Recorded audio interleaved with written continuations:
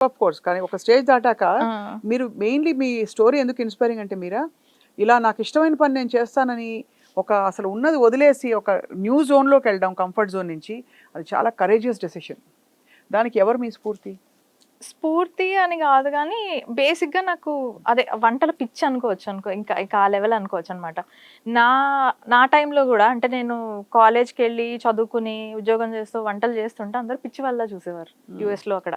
ఎందుకంటే అప్పటికే ఈ మైక్రోవేవ్‌లో పెట్టుకొని ఒకే రోజు వారానికి సరిపడా వండుకునే తినే ట్రెండ్‌లో ఉంది. అలాంటిది నేను ప్రతి పూట ఏ పూటకి ఆ పూట టిఫిన్‌కి టిఫిన్, లంచ్‌కి లంచ్, డిన్నర్‌కి డిన్నర్ వండుతుంటే వాళ్ళు నీకిన్ని పనులు పెట్టుకొని ఎలా చేస్తున్నావంటే ఐ థింక్ ఆ క్రేజీనెస్ ఆల్రెడీ ఉంది. ఇష్టం ఉంటే కష్టం ఉండదు గదా! ఇష్టం ఉంటే కష్టం ఉండదు. అండ్ నాకు స్వతహాగా వెరైటీ తినడం ఇష్టము. హ్మ్. ఫ్రెష్‌గా తినడం ఇష్టం.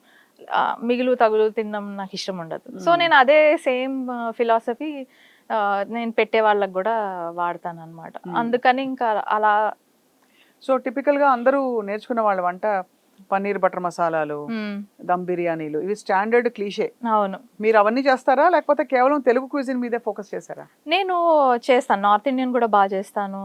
యాక్చువల్లీ ఇన్‌ఫాక్ట్ థాయ్ క్యూజిన్ నేను చాలా చేస్తా. పాస్తాలు గూడా ఫ్రమ్ స్క్రాచ్ చేసుకుంటాం. హ్మ్. బేక్ చేస్తాను. అంటే మా ఇంట్లో ఇంకా మా పిల్లలకి ఒక స్టాండర్డ్ అనమాట. వీక్లీ వన్స్ ఏదో ఒకటి వాళ్ళకి నచ్చిన కేకో, చీజ్ కేకో, డెజర్టో బేక్ చేసి ఆర్ సెట్ చేసి వస్తాను. సో, ఆహ్, ఈ మల్టిపుల్ క్యూజిన్స్ మీద ఐడియా అయితే ఉంది.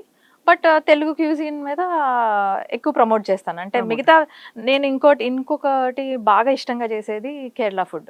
ఓణంకి నేను జనరల్లీ సద్య హోస్ట్ చేస్తాను. హ్మ్. సో, లాస్ట్ 3 ఇయర్స్‌గా it is one of the events that everybody that know we look forward to అనమాట.